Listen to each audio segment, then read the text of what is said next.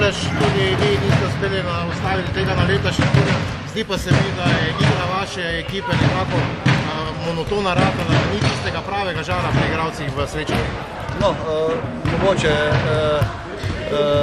to izgleda na vzven, vendar mi smo si vseeno vsi želeli tu osvajati, vendar trenutno je Šentjur boljša ekipa od nas, več so pokazali na parketu, tam, ki se pač točke dobivajo.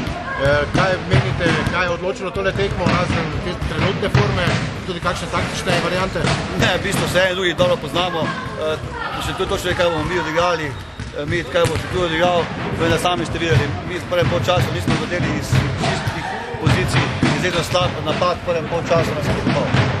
Aleš, čaka vas v sredo Olimpija, novo neugodno srečanje, v tej 6 porazi seveda ni lahko iti v Tivoli. No, v bistvu nam ni lahko, situacija je težka, vendar svojih igralcev zahteval, da pač korektno, maksimalno zavzeto odigrajo to ligo do konca.